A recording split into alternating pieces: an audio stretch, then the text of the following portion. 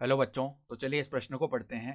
D y बट्टा d x ज्ञात कीजिए यदि x बराबर a sec theta comma y बराबर b tan थीटा। तो यहाँ पर देखो x और y के मान दिए हुए हैं हमें, तो हमें डी वाई बट्टा डी एक्स का मान ज्ञात करना है। तो प्रश्न में आगे बढ़ने से पहले इस प्रश्न से संबंधित जो मुख्य अवधारणा है उसकी हम चर्चा कर लेते हैं।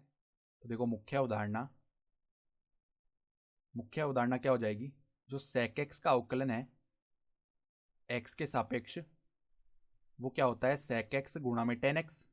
ठीक है, और जो tan x का अवकलन है x के सापेक्ष, वो क्या होता है sec स्क्वायर x के बराबर।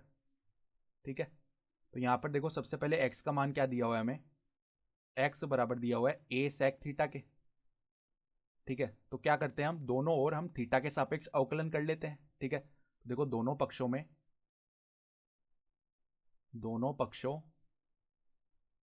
में थीटा के सापेक्ष अवकलन करने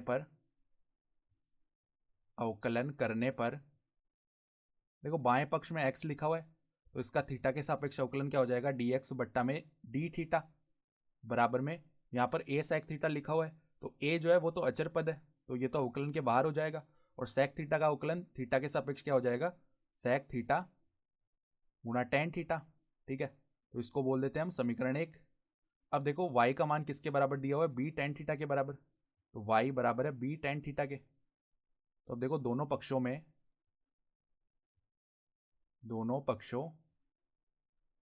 में थीटा के सापेक्ष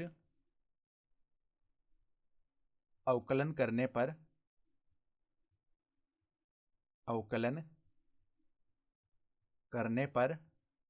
यहाँ पर डी वाई बटा डी थीटा बनेगा, और इसका मान जो है वो किसके बराबर आ जाएगा, b तो अचर पद है तो ये तो ऐसे ही रह गया अवकलन के बाहर, और tan थीटा का अवकलन क्या हो जाएगा, sec स्क्वायर थीटा।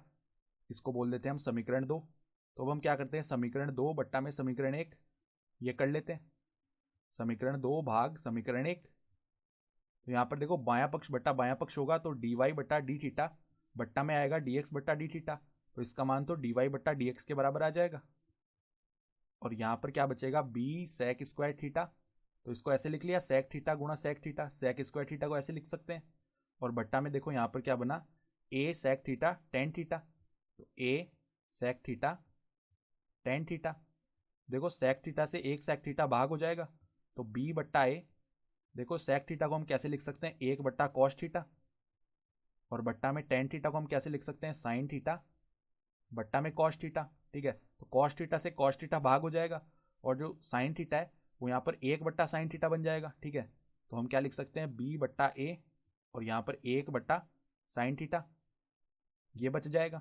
ठीक है, और 1 बट्टा sin थीटा का मान जो है वो किसके बराबर होता है, वो cosec थीटा के बराबर होता है, तो b बट्टा a cosec थीटा ये आ जाएगा डी वाई बट्टा डी एक्स का मान, और हमारा उत्तर क्या हो जाएगा, b बट्टा a cosec थीटा। तो आशा करता हूँ कि आपको ये प्रश्न समझ में आया होगा। धन्यवाद।